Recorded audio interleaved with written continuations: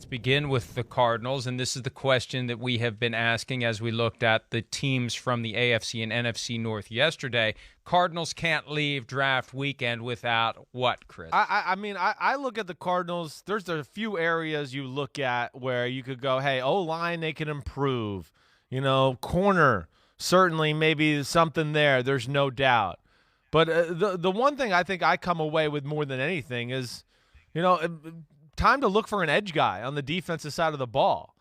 Chandler Jones getting up there in years. Yeah, you signed J.J. Watt. He's not a real edge guy like all the time. He's kind of got interior defensive line versatility, that type of stuff as well.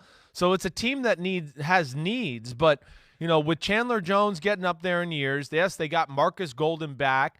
There's no real future there. And that would be a position I would think they'd have to address a little to help their team out this year and going into the future. Just have more of a presence and a playmaker in that front seven that scares football teams that way.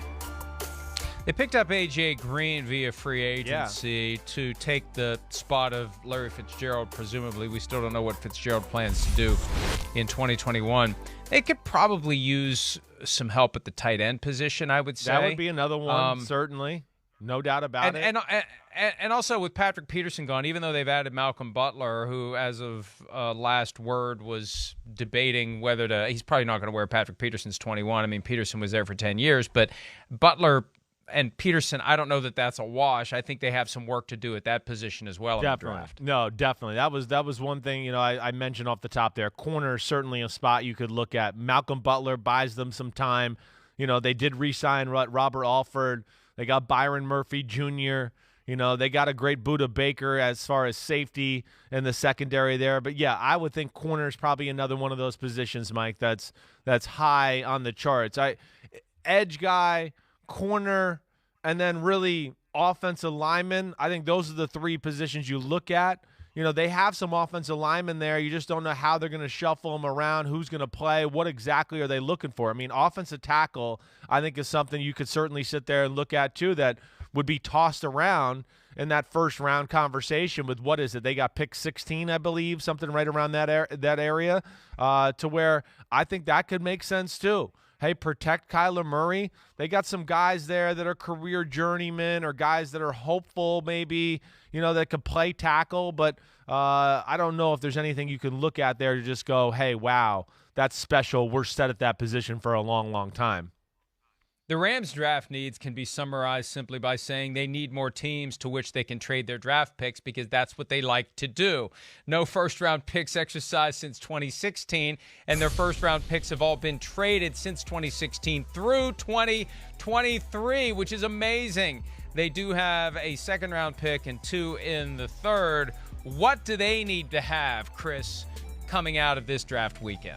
To me, the biggest thing that when you look at the Rams, and again, this is a team that's very top-heavy. It is superstars at the top, not a lot of depth behind it. So they could use depth and things like that everywhere. But for the number one position for me would be like linebacker, stand-up linebacker, somebody in the middle of that defense there to get more production out of that. And we know the front four, it's pretty special with Aaron Donald and Leonard Floyd. The secondary, they got some young, talented guys that go along with Jalen Ramsey, who's a superstar. I look at the two biggest needs for their football team as either being that middle linebacker position to fly around, make tackles, do things like that, or maybe offensive line. But I come away with middle linebacker as being maybe the biggest need for this football team. They lost a couple of guys from the secondary, Troy Hill and Josh Johnson, so they need to do some work there. Also, Michael Brockers traded to the Lions that delayed reaction transaction between the Rams and Detroit after Brockers went on record to say what an upgrade Matthew Stafford was over Jared Goff. Now they're teammates again, so the defensive line, a little bit of a hit. But you're right, they got a lot of stars. You got a lot of money devoted to the stars, and that means you got a lot of other areas that you have to address. And you need depth everywhere. Everywhere they need good depth because you get one of those star players injured, you got a major problem with your football team because you're relying upon a bunch of young guys and inexperienced guys to step up because you don't have the luxury to have money left over to sign capable veterans to come in and be your understudies. That is the risk the Rams are taking this year, Chris. With Stafford and Deshaun Jackson joining the offense, yeah, is that enough? Look, Deshaun Jackson, great when he's healthy, but it's like a solar eclipse when he's healthy. I know, it's over before you even have a chance to appreciate it. I feel like they need a young guy who can get down the field nearly as quickly as Deshaun Jackson can when he's healthy. Yeah, I mean, he's just icing on the cake. I mean, you hope he's healthy and can be that target that can scare defenses, and Stafford could launch a few 50-yard bombs, every game to him and do all that. Robert Woods, we know, is all-purpose, awesome at everything. Cooper Kupp is really damn good, same type of guy, all-purpose, can do everything. The other guy I think, too, is Van Jefferson, a receiver they drafted. I want to say that was late in the second round last year. It might have been early third, somewhere in that. But he's another guy, not Mike to necessarily a deep threat guy, but another guy that I think is just the versatility and can do everything Woods and Cooper Kupp can do. There's no weakness to his game. So you can't pin any of those receivers to one little aspect of their team. They all do the same stuff. And, of course, they get a decent tight end to go along with it. So, yeah, I mean, Deshaun Jackson is risky. You're right about that. But I do think there's enough weapons to go around. And we know the Rams, they're going to play 3 receivers. It's going to be 1 back, 1 tight end, 3 receivers. They like to live in that personnel set. And we're going to see what McVay can do with it and all the trickeration and magician stuff he can come up with the offense behind Stafford this year. By the way, Rams receiver Robert Woods is going to join us live on Thursday morning, so we'll have a chance to ask him directly about what he's hoping the team adds now that Matthew Stafford is there at quarterback. Seattle Seahawks, another team from the NFC West without a first-round pick. This is the first of 2 straight years where their first-round pick goes to the Jets for Jamal Adams. They have second-round pick, fourth-round pick, seventh-round pick. Not a whole lot there for the Seahawks. What do we expect them to do? What do they need to do in this draft, Chris? Well, it's the defensive side of the ball. I think that's the first thing I look at. And, corner issues and maybe interior D-line are the 2 things I look at more than anything to just go, the Seahawks need upgrades there. Hey, they lost Jaron Reed.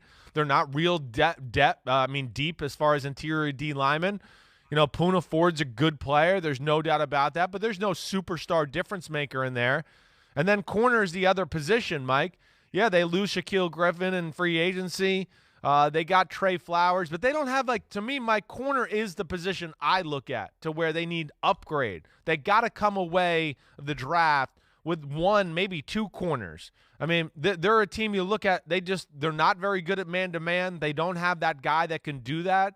So I don't know where it goes, but to me, I think corner is probably the one position I look at more than any that they could really, really use. Yeah, and I think one thing that they definitely need to be doing now is scouting all the quarterbacks, all the ones that they think will be there round 2 and thereafter. That's where they found Russell Wilson round 3 back in 2012. They can't wait until next year and get caught flat-footed when Wilson moves on. Sure. And I still think there's a chance. Look, the talk's not going away, that something's going to happen. We've talked in the past about June 1 being a critical date for any trade of Russell Wilson because of that $39 million cap charge the Seahawks would take if they traded him before June 1. And there's nothing that stops the Seahawks from entering into a deal with a team draft weekend to do the deal as of June 2. We see that all the time. In January, deal is going to be done middle of March. Nothing stops 2 teams from reaching a tentative deal that they're going to do a trade and they're going to put the paperwork through on June the 2nd, and that could happen draft weekend as well.